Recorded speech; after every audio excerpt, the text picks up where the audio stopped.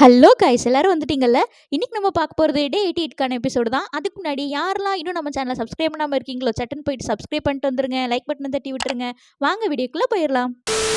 Open பண்ணால் டே 88 morning நம்ம team எல்லாரும் உட்காந்துக்கிட்டு நம்ம விச்சு மம்மிக்கு டிக்கெட்டு பின்னாலேனா என்ன அப்படின்னு சொல்லி எக்ஸ்பிளைன் பண்ணிக்கிட்டு இருந்தாங்க.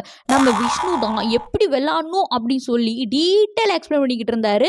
உள்ளே பார்த்தா மாயா பூர்ணிமா எல்லாரும் யாராலையும் யாருக்கும் லாபமும் இல்லை பின்னடைவும் இல்லை அப்படிங்கிற மாதிரி சொல்லிட்டு இருந்தாங்க. இதில் நம்ம பூர்ணிமாவுக்கு என்ன காண்டுன்னு தெரில. உங்களுக்கு மட்டும்தாங்க தினேஷ் நல்லா ஃபேவரட்டிசம் பண்ணாரு, உங்களுக்கு தினேஷ் பண்ணாரு, அதே மாதிரி இந்த விச்சு மம்மி நிக்சனுக்கு பண்ணாங்க அப்படின்னு சொல்லி நல்லா குத்தி காமிச்சிக்கிட்டு இருந்தாங்க. நெக்ஸ்ட்டு நம்ம பூர்ணிமா அந்த பக்கமாக போன அர்ச்சனாவை நிப்பாட்டி, நான் வெளில போனதுக்கு அப்புறமா ட்ரீட் வைக்க போகிறேன், உங்களுக்கு யாரையாவது கூப்பிடணும்னா அவங்களையும் கூப்பிட்டுட்டு வாங்க அப்படின்னு சொல்லி சொன்னாங்க. இதுக்கு ஒன்றே நம்ம அர்ச்சனா, உங்களுக்கும் யாரையாவது பிடிச்சிருந்துச்சுன்னா அவங்களையும் கூப்பிடுங்க அப்படின்னு விஷ்ணுவை மீன் பண்ணி சொன்னாங்க. இதுக்கு ஒன்றே நம்ம பூர்ணிமா, எனக்கு நிக்சனை தான் பிடிச்சிருக்கு, அவன் தான் என்னோட பிரின்ஸ் அப்படின்னு சொல்லி சொன்னதும் ஏத்த இறக்கமாக நம்ம அர்ச்சனா பூர்ணிமாவை பார்த்துட்டு அப்பாவும் தாத்தாவும் வந்தார்கள் போனார்கள் டைலாக் ஆரம்பிச்சாங்க. இதுக்கு ஒன்னே நிக்சன், அதுக்கு என்ன அர்த்தமே தெரியாம பேசுப்பாரு அப்படிங்கிற மாதிரி சொன்னாங்க. நான் உனக்குன்னு சொன்னேன்னா எனக்கு இது புடிச்சிருந்துச்சு அப்படின்னு சொல்லிட்டு 2 பேரும் தப்பு தப்பா தலைவர் டைலாக பேசிக்கிட்டு இருந்தாங்க. அட பாவிகளா, தலைவர் டைலாக் தெரியாதா? அப்பாவும் தாத்தாவும் வந்தார்கள் போனார்கள், நீயும் ஒரு நாள் போயிடுவே, நானும் ஒரு நாள் போயிடுவேன், தப்பென்ன சரி என்ன, எப்போதும் விளையாடு, அட பாவி என்பார்கள், தப்பாக நினைக்காத, எப்பாடி போனாலும் இன்பத்தை தள்ளாத, சோறு உண்டு சுகம் உண்டு மது உண்டு மாது உண்டு மனம் உண்டு என்றாலே சொர்க்கத்தில் இடம் உண்டு போற. சாரி கைஸ், தலைவர் டைலாக்கு அப்படின்னே கொஞ்சம் எமோஷ்னல் ஆகிட்டேன். தலைவர் மாதிரி இல்லைனாலும் எனக்கு வந்த மாதிரி பேசியிருக்கிறேன். நெக்ஸ்ட்டு டாமெக்ஸ் டாஸ்க் நடந்தது. எப்பயுமே இந்த பிக் பாஸ் எபிசோட் கடைசியில் தானே அட்வர்டைஸ்மெண்ட் பண்ணுவாங்க. கண்டென்ட் பற்றாக்குறை காரணத்தினால எபிசோட் ஸ்டார்டிங்லேயே போட்டாங்க போல். சத்தியமாக சொல்கிறேன், டிக்கெட் ஆஃப் பின்னாலே வர மாதிரியே இது இல்லை. மற்ற சீசன்லாம் சமைக்க கூட நேரம் இல்லாமல் கையில் காலில் மண்டையிலலாம் கட்டை போட்டு இந்த நேரம் எடுத்து வைப்பாங்க. இப்போ பார்த்தா எல்லாரும் பிக்னிக் வந்த மாதிரி ஜாலியாக சென்ட் பண்ணிட்டு இருக்காங்கப்பா. அப்புறமா அந்த கன்றாவியான டாஸ்க் நடந்தது. டாஸ்க்கு கூட மூளையை யூஸ் பண்ணிடவே கூடாதுன்னு நம்ம பிக் பாஸ் டீம் மூளையை ஃப்ரெஷ்ஷாக வச்சுருக்காங்கப்பா. 2 வாரத்துக்கு முன்னாடி கப்பு மேன் ஒரு டாஸ்க் நடந்ததுல, அதை அப்படியே ரிப்பீட் மோடில் இன்றைக்கி நடத்தினாங்க. கலந்துக்கிட்ட எல்லாருக்கும் டாமெக்ஸ் சார்பாக கிஃப்ட் வவுச்சர்ஸ் கொடுத்தாங்க. நம்ம தினேஷை அர்ச்சனா கொடுக்கும்போது க்யூட்டாக எக்ஸ்பிரஷன் பண்ணார், அது எனக்கு ரொம்ப பிடிச்சிருந்துச்சு. அப்புறமா பெட்ரூமில் நிக்சன் படுத்துக்கிட்டே பூர்ணிமாவுக்கு வந்த லெட்டரை படித்து பார்த்துட்டு, இவங்க யாருங்க பெரிய எலிசபெத் ராணி, அவங்க இப்படிலாம் பண்ணி படம் காட்டி தான் பெரிய ஆளாக இவங்களை காமிச்சிக்கிட்டு இருக்காங்க, முதல்ல இந்த வாரம் இவங்க எலிமினேட் ஆகிட்டு போயிடுவாங்க அப்படின்னு சொல்லி சொன்னாங்க. மாயா உடனே, அட அவன் நாமினேஷன்லே இல்லைடா அப்படின்னு சொல்லிக்கிட்டு இருந்தாங்க. எப்படி தாங்க இவங்க எஸ்கேப் ஆகுறாங்க அப்படிங்கிற மாதிரி இவங்க 2 பேரும் பூர்ணிமா ஏன் நாமினேஷனில் வரல அப்படிங்கிறத பற்றி டிஸ்கஸ் பண்ணிக்கிட்டு இருந்தாங்க.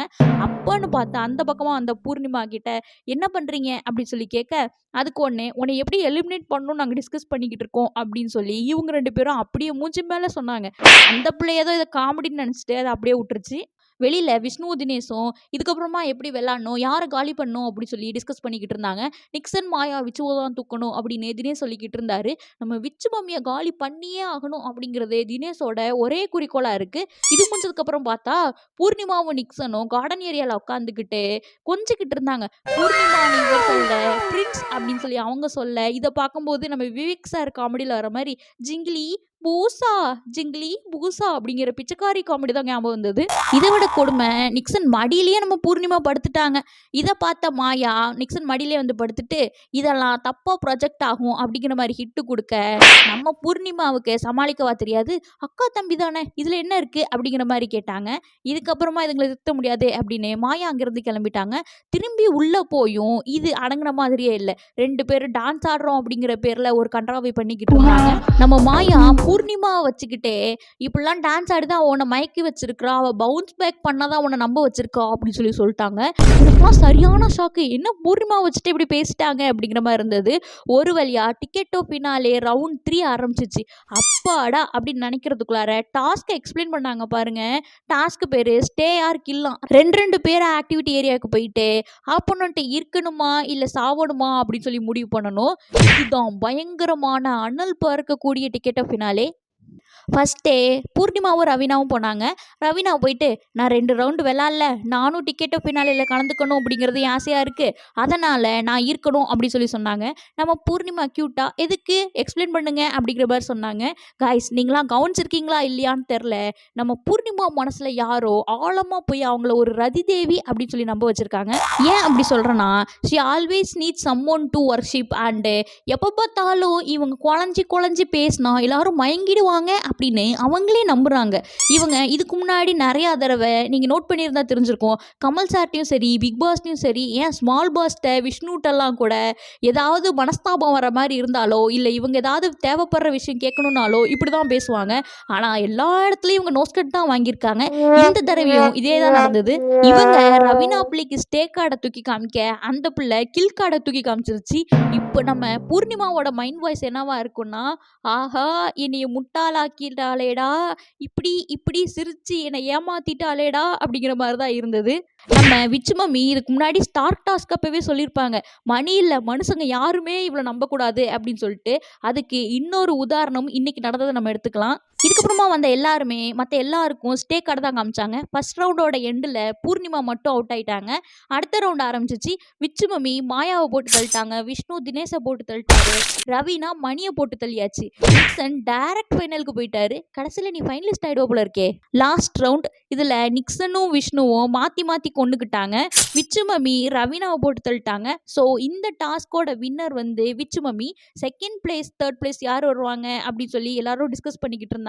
அதிகமாக யார் போட்டு தள்ளியிருக்காங்களோ கில் கார்டை காமிச்சு அதை வச்சு செகண்ட் பிளேஸ் தேர்ட் பிளேஸ் கொடுத்தாங்க. இதன்படி செகண்ட் பிளேஸ் ரவீனாவும் தேர்ட் பிளேஸ் விஷ்ணுவும் வந்தாங்க. இதை நம்ம பூர்ணிமாவால் ஏற்றுக்க முடியல. உடனேவே மைக்கில் இது ரொம்ப அன்ஃபேர், நிக்சனுக்கு தான் கொடுத்துருக்கணும் அப்படின்னு யாருக்கும் கேட்காம மைக்கில் சொன்னாங்க. இதை ஒன்னொரு ஷூலேயே கட் பண்ணி தூக்கிட்டாங்க. இதுக்கு நடுவுலையே மாயா பூர்ணிமா விச்சுலாம் கேமை பற்றி டிஸ்கஸ் பண்ணிக்கிட்டு இருந்தாங்க. விஷ்ணு மணி ரவீனாலாம் கரப்டடாக விளாண்டாங்க, மற்ற எல்லாருமே கரெக்டாக விளாண்டாங்க அப்படின்னு சொல்ல பூர்ணிமா அதுக்கு ஆமாம் நீங்களும் நிக்சனும் மாற்றி ஸ்டே கொடுத்ததுக்கு கூட காரணம் இருக்குது அப்படின்னு ஜாலரா அடிச்சிட்டு இருந்தாங்க. இதெல்லாம் முடிஞ்சதுக்கப்புறமா பாயிண்ட் டேபிளில் பாயிண்ட்லாம் நோட் பண்ணிட்டு இருந்தாங்க. ஃபர்ஸ்ட் பிளேஸில் நிக்சனும் விஷ்ணுவும் 4 பாயிண்ட்ஸில் இருந்தாங்க. செகண்ட் பிளேஸில் விச்சு மம்மியும் மாயாவும் 3 பாயிண்ட்ல இருந்தாங்க. தேர்ட் பிளேஸ்ல மணி அண்ட் ரவீனா பூர்ணிமா 2 பாயிண்ட்ல இருந்தாங்க. ஃபோர்த் பிளேஸ்ல நம்ம தினேஷ் பாவமா 1 பாயிண்டோட இருந்தாரு. நெக்ஸ்ட் ஃபோர்த் ரவுண்ட் ஆரம்பிச்சிச்சு. இந்த டாஸ்க்கு பேரு ஸ்பாட்லைட். இது கொஞ்சம் மூளையை யூஸ் பண்ற மாதிரி இருந்ததுப்பா. பல்பை கரெக்டான பேட்டர்ன்ல ஆன் பண்ணணும் அப்படிங்கிற மாதிரி இருந்தது.